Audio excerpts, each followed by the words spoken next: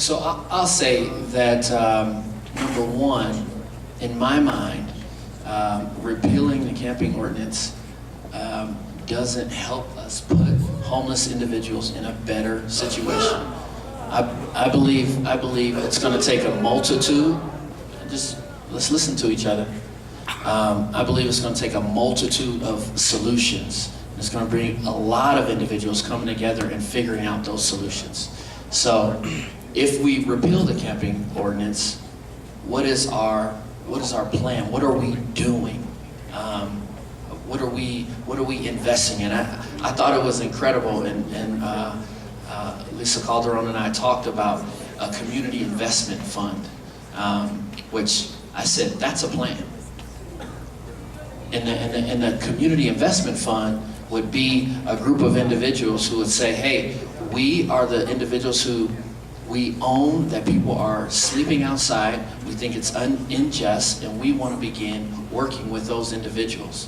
And the community investment fund would come from the city. Now listen, we're just talking here, right? Would come from the city, but that's an idea. I haven't heard any ideas to say, if you repeal the camping ordinance, this is what we would like to see. So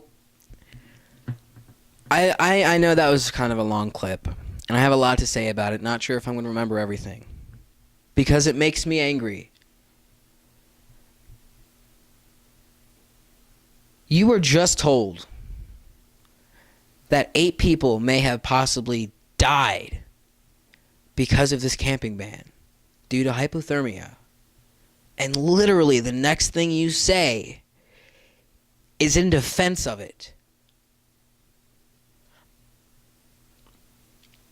I have never been offered millions of dollars to take a position. But man, that money must be fucking sweet if you can disregard human life like that. Albus Brooks, if you see this, where is your humanity? And why does it only seem to come about when it's convenient for you politically? As a Democrat, you're supposed to stand for the most vulnerable in our society. And yet you defend something like the camping ban. I honestly question your humanity. I really do. Let's keep listening.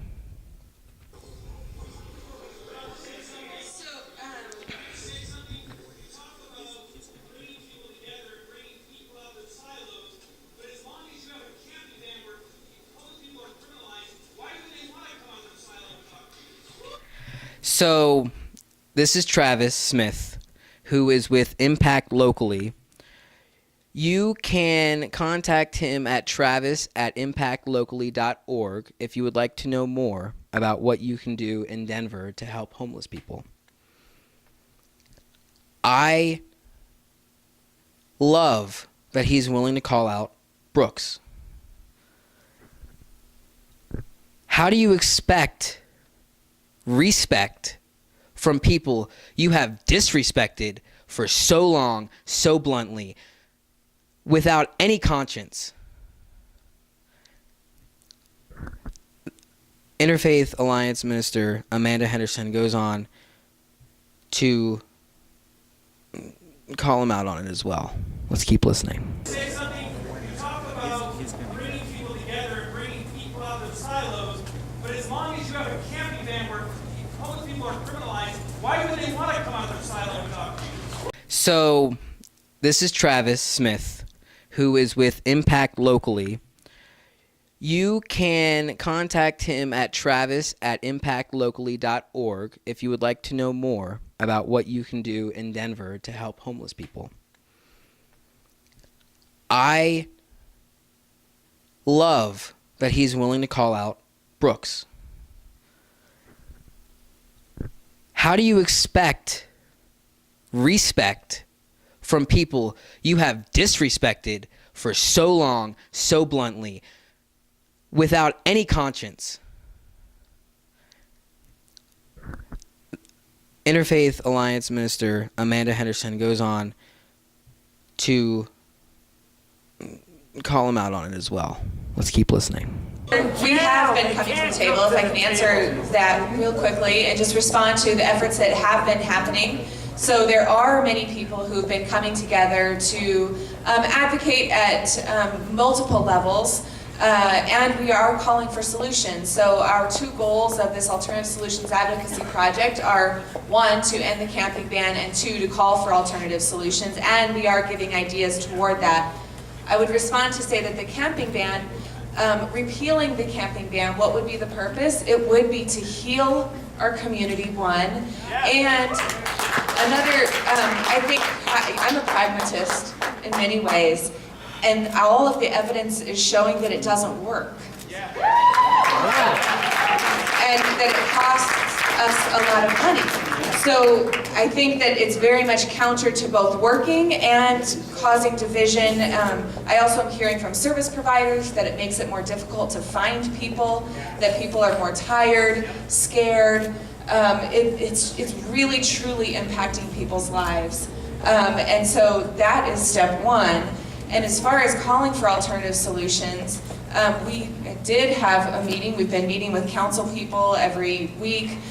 We met this week with the mayor's office and are suggesting dispersed, small, self-determined communities. We're working with the Urban Land Conservancy and trying to put out some solutions. But in order to move toward those solutions, we have to stop criminalizing people for surviving and existing. So that was also kind of a long clip, and there's a lot to say there. One, it's inefficient. There's evidence to prove that it's inefficient and it's not working. It's not keeping people from being homeless, and it's not ending homelessness in Denver. Two, it's costing us a hell of a lot of money to keep taking blankets away from people in sub-zero weather. So maybe if it's not for human morality, maybe if it's not cost efficient, we should stop doing that. Second is, why on earth would you defend a policy that doesn't work and costs a lot of money? Oh, maybe because you're being paid by people who are profiting off of the policy. Now, I haven't been able to take the time to do the research into figuring out who's profiting off the camping ban, blah, blah, blah, blah, blah. And maybe no one's profiting off of it. Maybe the only profit off of it is a clean slate on your conscience. So you don't have to keep looking at the problem. So as a rich person, you don't have to remember that, wow, I have thousands of dollars in the bank. And I don't really do anything to help homeless people. But I don't really feel like doing anything, so I'm just going to, help pass a law where I don't have to keep looking at them. I forgot to mention this in my remarks. I think one of the problems is that the services are so overly concentrated here. And John's my partner in crime over here, fellow R&O chair. And we talk about this in every single meeting. And I would question, what are the other neighborhoods in Denver? We have more council districts than just Councilman Brooks's district. So what are the other council districts doing? And I think it's an entire community of Denver. We have a pretty big city. I'd like to know what they're doing in Cherry Creek. I'd like to know what they're doing in Baker. I'd like to know what they're doing in other parts of Denver. And I think it's everyone's responsibility throughout the city to tackle this challenge. And let's, maybe folks don't need to be camping here if they had other opportunities to have a safe place to stay in other parts of the city. Okay. So this is a really great point. And I kind of want to expand it even further than that. I live just outside of Denver County, and I have pretty much the entire time I've lived in Colorado. So before I lived in Adams County, now I live in Arapahoe County. This isn't just about Denver people. They're homeless in every municipality in the country, probably. I don't know about states like Montana where there's like 8 people per or whatever. Anyway, so my point is that it's,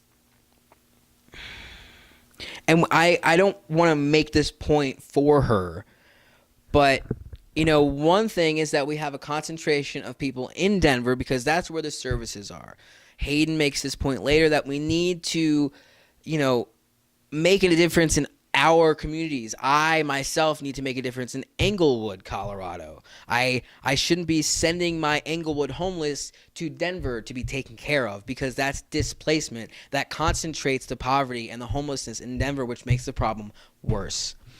Now, Lisa Calderon makes the point that it can't just be a spread them out tactic. It has to be integration. And she cites, I can't remember the name, I'll play the clip later, a program in New York City that is an integration program where homeless people and people who suffer with mental illness are housed with people who aren't homeless, have never been homeless, and don't suffer from mental illness. Because in my mind, it's saying you're equal. You're not separate, and we don't have separate funds. We should be treating everybody this way. And I think it's a really great point. I think it's a really great model, and I hope that the data shows that it's working.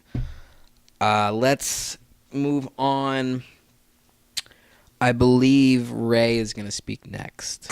8 people wouldn't be dead. The 8 people, Dave, that he has, they wouldn't be dead. They wouldn't be dead. People are dying because they can't sleep. Because they can't sleep.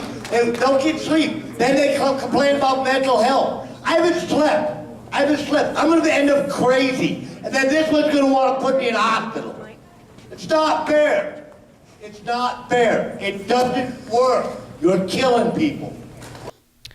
Thank you, Ray Lyle, for calling out City Council member Albus Brooks for his blatant disregard for human life. I don't remember who mentioned it, and I haven't seen it in any of the footage that I've gone over, so I may have missed it. Someone mentions that homeless people, are being woken up every couple hours.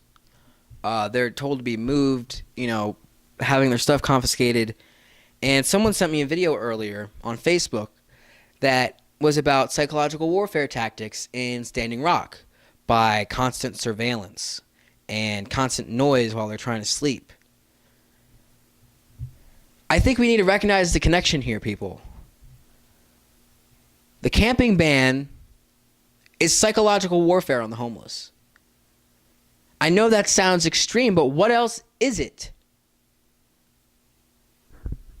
I don't think that was the purpose of the bill, but that's the effect. When he says he can't sleep, it's because either he has to keep moving to stay warm, or every time he falls asleep, people keep telling him to move or he's going to be arrested. And then it comes to gaslighting. When we tell the homeless that it's their fault, or they don't have it that bad, or it's telling them that they're the problem, when in reality we are stopping them at every turn. We are making sure it is damn near impossible to get off the street. When you arrest and fine homeless people, like I said yesterday, those fines accumulate. They get bigger when you don't pay them. And even if they were off the streets, at some point, those are going to come back to haunt them. We have to give people a chance. We have to be forgiving. We have to be compassionate towards people. Next up is another homeless man who I'm going to let him speak for himself. Let's go.